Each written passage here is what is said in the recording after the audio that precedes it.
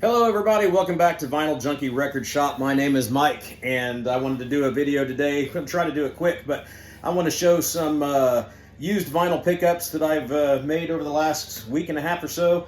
One of my things I like to do is just go to random record shops and go crate digging.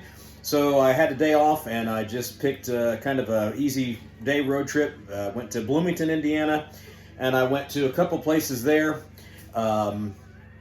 Trax and Landlocked are the two places I went to, and then I finished up this round of crate digging at one of my all-time favorite record stores in all of the United States, a place where I grew up as a kid in the Indianapolis area, Karma Records. So let's get started. I'm going to show you what I picked up at Trax. Now, Trax, Trax and Landlocked are in Bloomington, Indiana, home of Indiana University. From what I could tell, looking at the Trax building, is it used to be like back when I was in high school, there was a record store called Trax, and it looks like the logo that they had on their buildings, and I think this was at one time one of those record stores. Now it sells Indiana University swag, sweatshirts, shirts, hats, things like that. But they do have a small collection, a modest collection of records that they still have available. Not a whole lot of used, so most of this, well, actually everything that I picked up at Trax is going to be new. Not necessarily like 2024, 2025 new, but all new vinyl, not used. So we're going to start with, this is one I never heard of this guy before. I saw this in the racks, and it was a really great price, and I did a little research and thought, you know what? I think I would enjoy this, and I do. And this is Robert John and the Wreck. This edition's on red vinyl, kind of a splatter. I've yet to open it, but from what I think I've seen of it, it looks pretty cool. There's the back. So this guy is, I think he was kind of, he's in league with Joe Bonamassa. So if you like Joe Bonamassa and that kind of incendiary blues rock, you'll like this. This was produced by Kevin Shirley of Iron Maiden, I won't say fame. Still don't think Shirley does Iron Maiden justice. But anyway, Kevin Shirley produced this, and it was looks like it was mastered by Bob Ludwig. If that's Robert Ludwig, then that guy's got an incredible history of mastering fantastic records. So yeah, this is good, hard blues rock in the vein of Joe Bonamassa. Good stuff. The other new one I picked up, I'm really surprised to find this. I had found this band on my Apple Music feed a couple years ago. I forget what year it came. We'll look at it here in a second. But anyway, they came across my feed, and I downloaded that album and really enjoyed it a lot. Didn't listen to it a whole lot, but I really liked the album when I heard it. And it's a band called Mindfield. The album is called Seclusion of Sanity. It's on Bullet Tooth Records. It came out in 2021. And what this is hardcore inspired thrash metal. So if you like Hatebreed is the first thing that always comes to mind when I think of that kind of thing. This is going to be right up your alley. There's the back of it. And this was on sale for like $9, down from $24, $25.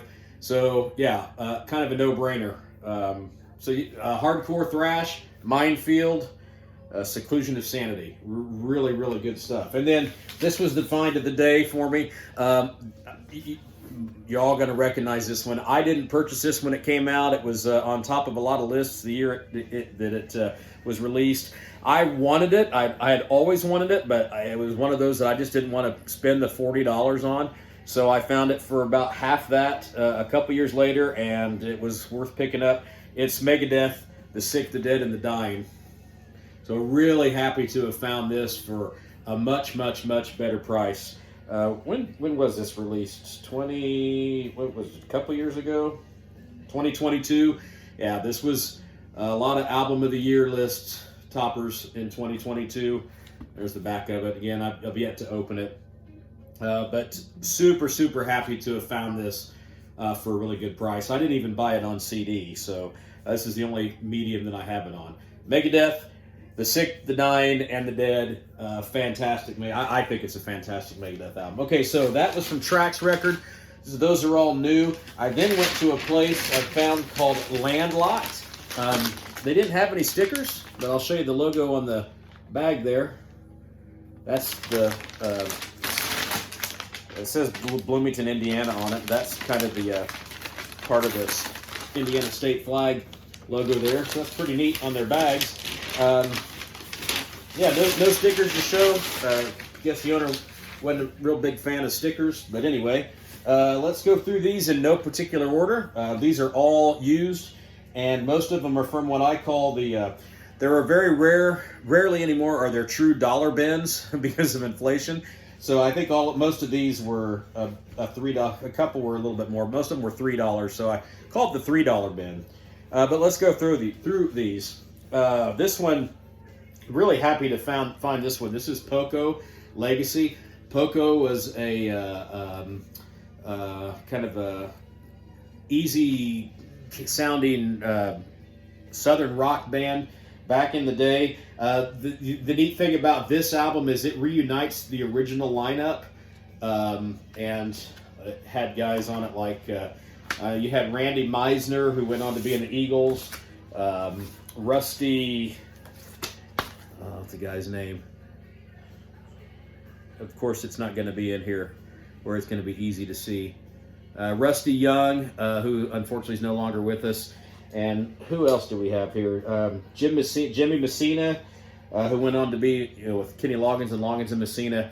A lot of popular names that were involved with Poco, but this was a kind of a reuniting of those original members, and this was a great album. It came out in 1987, I believe, 89.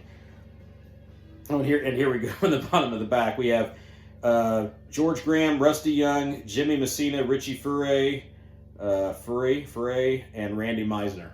A lot of those guys are no longer with us, unfortunately. But the hit on this was Call It Love. That was kind of a radio hit. Really great songs on here, though. When It All Began, Call It Love, The Nature of Love. I had this on cassette back in the day, and I listened to this album a lot. This was probably one of my most listened to albums of the late 80s when this came out. Loved this album a lot. Super happy to find that. Okay, here's another one. REO Speedwagon with Wheels Are Turning. This was the follow-up to Good Trouble, I believe. You had I Infidelity, Good Trouble, and then this. REO Speedwagon was a hit machine back in the 80s, and I think me and just about all of my buddies in high school, we really dug REO Speedwagon. Actually, I wasn't even in high school. This was in 84, so I was even younger than that. But I Don't Want to Know was a radio hit. One Lonely Night, Live Every Moment. The giant hit on this album was Can't Fight This Feeling. So pretty good stuff. This, I think this might be the last album with Gary Richrath. I'm not sure of that, but he didn't record too many more albums with the band beyond this stretch of these hit makers in the early 80s. REO Speedwagon, Wheels Are Turning. I don't know, probably can't hear it in the background. You can maybe see it. I've got Honeymoon Suite playing back here with the big surprise. And I found their follow-up to that, Racing After Midnight. Another one I had on cassette back in the day that I listened to a lot. Never had it on any other format. Honeymoon Suite was a Canadian AOR band, hard rock band that had some minor hits. But they were always, I thought, a really, really good band. And this is a great album. It's got the soundtrack or a song from, it's Lethal Weapon, from the movie Lethal Weapon. Great ballad. Got some good tracks on this. I always liked Honeymoon Suite. Thought they were a really good kind of melodic hard rock band back in the day. All right, kind of following that same path, we've got Loverboy with Loving Every Minute of It. This would kind of maybe be toward kind of, I wouldn't say decline, but their popularity kind of started to wane a little bit after this album. Loving Every Minute of It was the big hit, and it never occurred to me until I was listening to it the other day and looking through the liner notes and like, man, listen to Loving Every Minute of It and then listen to Def Leppard Pour Some Sugar on Me and tell me if maybe Mutt Lange, who wrote Lovin' Every Minute of It, maybe didn't have that in mind to be a Def Leppard track. I never really thought about that back in the day and noticed the similarities until I started looking at the liner notes when I brought this home and listened to it. So I was a few weeks ago years old when I finally made that connection that Lovin' Every Minute of It was suspiciously similar to Pour Some Sugar on Me and that kind of thing. So I think that's maybe what Loverboy was trying to vibe at with that. Def Leppard had created the template for hard pop with Hysteria, so it's not uncommon that a lot of those popular songs from that day kind of sound similar. But I think this is a good album. I always liked Loverboy. I even liked the follow-up Wild Side, but they never really did kind of find the commercial success of their first 3 albums. All right, I found this one. I had never heard of this band. I've maybe seen this before. Wasn't quite sure what I was in for, but I just thought the logo looked pretty cool, so I picked this up. This is a band called Rockin' Horse, not to be confused with another band called Rockin' Horse from England. This band is from, I want to say the guy, kind of the brainchild of this is a guy named Lenny Macaluso. Lenny Macaluso.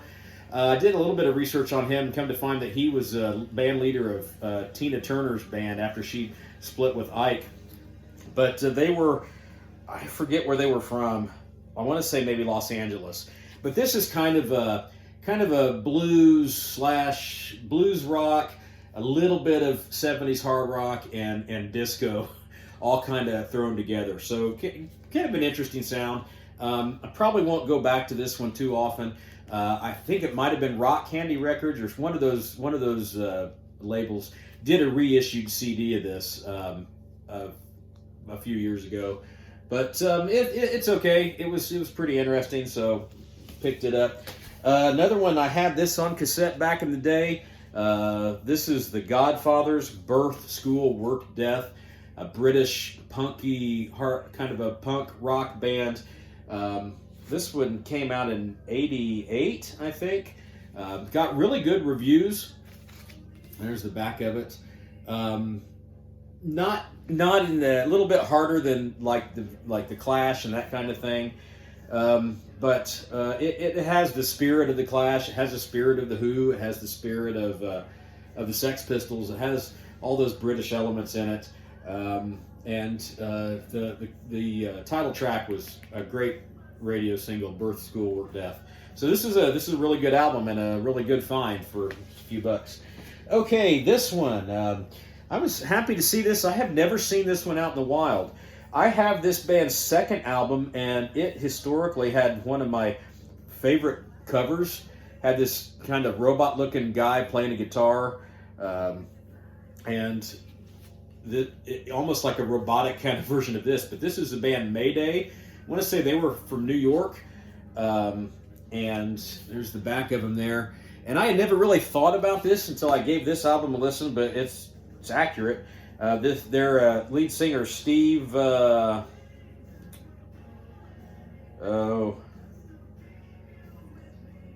can't think of the name now. Randy Fredericks was the guitar player. Steve Johnstad does have in some of these songs a real similar sound to Mark Strachey of Crocus. So this is American AOR, hard rock, melodic. Some really good tracks on this one. This one might be a tad heavier than the follow-up. The follow-up album is called Revenge.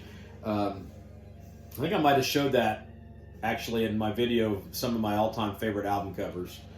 But yeah, really good stuff. I had never seen this, and I mean, I'd seen it before online, and I knew it existed. I've never seen this out in any store anywhere, so glad to pick that up. Let's see, another one. I think this is the year I actually saw this band for the first time. This is Heart with Private Audition. Kind of a concept album. It's, I mean, the concept is kind of like going for an audition for some kind of Broadway show or some kind of show in Broadway. And the songs are, some of them are kind of, they're kind of connected with that theme. This came out in '82, I believe. So, a bit of a departure from their more classic albums. I'm trying to remember what would have preceded this. Maybe Baby Lestrange. Um, but really, just a couple of hard heart songs on this. The leadoff track, though, "City's Burning," man, that's a great song, and I think that's one of their best songs in their catalog, and it wasn't a hit for them. But there's some good stuff on here, and the production is really solid. The musicianship is good, so it was definitely worth a pickup. Again, never had that one before. And let's see, I'm going to show this one. Not my favorite album from this band, but I always really loved this album cover. And I remember when it came out, I never bought it, but I just always thought the cover was really cool. This is the Fool Circle, Nazareth. Yeah, just really like the artwork on this cover. There's the back. I want to say this was released in 1980. So this was, we're talking about when Back in Black and Heaven and Hell came out, and Blizzard of Oz. And Nazareth, who was very capable of delivering some really edgy hard rock, just really was a departure of this album. This is not a hard rock album at all. It's got some good songs on it, but this probably isn't going to be. I wouldn't recommend this for fans who are not familiar with Nazareth. And honestly, it's really probably just for completists that want more Nazareth in their catalog. Again, I thought it was worthwhile just to finally have it for the album art. And again, it's Nazareth, so it doesn't suck. It's just not their greatest. This might have been the album that they were touring for when they did release the double live album Snaz, which was one I do have that. I had that as a kid, and I really liked that album. That was kind of my introduction to Nazareth. But yeah, I'm glad to have it. And then the last one I picked up, I have this already. If you've seen any of my videos before, you might have seen the one where I mentioned this. I kind of had like a album duel. This is one of my all-time favorite live albums. It's really one of my all-time favorite records, and I just wanted to get an upgraded copy, and this one is a lot better sounding. It's Neil Diamond with Hot August Night. Again, this is a great record, and Neil Diamond is one of my favorite non-metal or non-hard rock artists. One of the best concerts to this day, one of the best shows I've ever seen was Neil Diamond, and this Hot August Night really showcases his ability to be more than what a lot of non-fans maybe think of him as, just kind of this crooning guy that plays easy listening. The Crunchy Granola Sweet opener, Cherry Cherry, great song, to the Soliman and Brother Love's Traveling Salvation show that closes us out. Just really great stuff. And of course it's got Sweet Caroline on there, A Song Sung Blue, Holly Holy, some of his big hits from back in the day. But again, I just think this is a great album. Okay, so those were from Landlocked in Bloomington. Then we're going to close this out. I'm going to show you what I picked up at Karma Records just yesterday. It's kind of snowy here in central Indiana, and I had been snowed in for a while, and thought I'm going to get out and go get me some records. So let's show you what we've got here. Again, Karma Records, Indianapolis, Indiana, over on Washington and Post Road. If you're ever in the Indianapolis area, check out Karma Records. They've got multiple locations, but that's the one that I kind of really spent a lot of time at growing up, and still to this day one of my favorite places. So anyway, I was very happy to find this one. I've never had this. I've seen it before, never really picked it up, but this is Danny Joe Brown and the Danny Joe Brown Band. This album is still sealed originally, so I've yet to open it. I am going to open it because I want to listen to it for the album version of it. But for those of you that are unaware, Danny Joe Brown is the lead singer of one of my very favorite bands of all time, Molly Hatchet. And on the back here, I don't know how well you can really see it, but a couple of these guys, Bobby Ingram and John Galvin, these guys made, as far as I can tell, their recording debut on this album with Danny Joe Brown. So clearly, those two guys have a very long history with Danny Joe Brown and with Molly Hatchet, because both those guys would then join Molly Hatchet later on in Molly Hatchet's recording career. And the two of them are still continuing today with Molly Hatchet. And I know there's a lot of controversy about legacy bands who remain without any original members. Unfortunately, all the original members of Molly Hatchet are dead. But you know, why let that legacy die? Why let the band die? Why let that music die? So I've seen the latest version of Molly Hatchet, led by Ingram and Galvin, and they were really good.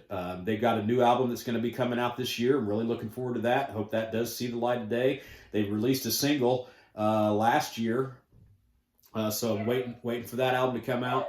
But really happy to find this because Danny Joe Brown is one of the, I think he's one of the real original sounding vocalists in Southern rock, and this sounds a lot like what he did with Molly Hatchet. But good stuff. Glad to finally have that. All right, this one, I had this on cassette a long time ago, and didn't really. This isn't something I'd spent a lot of time listening to, but there was a radio show called Metal Shop that used to play on Saturday nights back in the day when I was in high school, and it was one of my favorite radio shows. Charlie Kendall with the Metal Shop. Some of you guys out there might remember that. But one episode, they usually take like a metal guy, take a metalhead, a musician, and they'd ask him, hey, what are your 5 favorite metal tracks of all time? And one episode, Gary Moore was being interviewed, fantastic guitar player, and he was being interviewed about what his favorite metal tracks were. And he listed this song from this band as one of his top 5 favorites. It was Hughes Thrall. And the this track is called Muscle and Blood, and there the guys are. And for those that don't know, this is a duo of Glenn Hughes, who is legendary metal singer, he's been on so many projects. Probably maybe got one of his biggest pushes when he was in Deep Purple way back in the day. But Glenn Hughes is legendary even today in hard rock and metal. And Pat Thrall was a guitar player who played in the Pat Travers Band, amongst some other things that he did. A little lesser known, but this is good stuff. It's pretty much made like hard AOR, but I know you might have expected a little bit heavier from that combination, but this is good music, good material, and Muscle and Blood is a pretty heavy track. So this is, again, Hughes Thrall, debut, self-titled, on what was it? I don't remember what it was on. Not sure. Anyway, pretty good stuff. I think that's been reissued on CD along the year. I'm sure that's something that Rock Candy would be interested in doing. But pick that up or look into that if you've never heard of it. This one, kind of a no-brainer for the price it was too. This is the Joe Perry project with I've got the Rock and Rolls Again. Everybody should know Joe Perry is the legendary guitarist for Aerosmith. He split from Aerosmith back in the early 80s and went on to do 3 solo albums. The first being Let the Music Do the Talking, and that song was later redone as the lead-off track for when he rejoined Aerosmith with Done With Mirrors, and I think that was a superior version to his solo version. But there's a couple. There was a change of singers. Charlie Farren. Charlie Farren is the lead singer and rhythm guitarist that was added to this album, and it's kind of the first album sounded kind of what Aerosmith would sound like without Steven Tyler. This album has a little more uniqueness to it, and kind of sounds like a band that's coming into its own. But if you want good blues-based hard guitar rock, Joe Perry's your guy. This was from '82, so yeah, this is a really good find. I've got the Rock and Rolls Again. I showed an album I didn't really care for a whole lot by this band aside from the artwork. Now I'm going to show you my favorite album from the band, and I've never had it on vinyl. I probably could have found it again somewhere else, but I wanted to just go ahead and get it. It's Nazareth, Hair of the Dog, legendary album. Came out in, what year did it come out in? 70, does it say here? Well, not sure. I can't see a date, but this has the classic, the classic title track. Now You're Messing with a SOB. Hair of the Dog, Miss Misery, Love Hurts, the big ballad hit. Beggar's Day, Whiskey Drinking Woman, Please Don't Judas Me. This is Nazareth's hard rock album, and it stands up with about any other hard rock album that was ever released in that decade or even later. This was the album that Nazareth proved and showed that they could rock out with AC/DC, Judas Priest. You pick a band that played hard rock or metal back in that day, and Nazareth let you know on Hair of the Dog that, hey, we can do that too. But this was maybe well, No Mean City had kind of a harder edge to it, but a lot of Nazareth albums had a lot of different flavors and a lot of depth to them. That's kind of what made Nazareth a little more unique than just a hard boogie rock band. But absolute stone cold classic here with Hair of the Dog, Nazareth.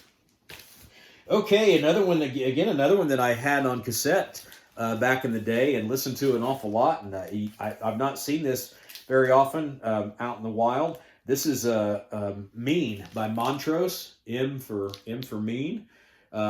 Has an interesting thing.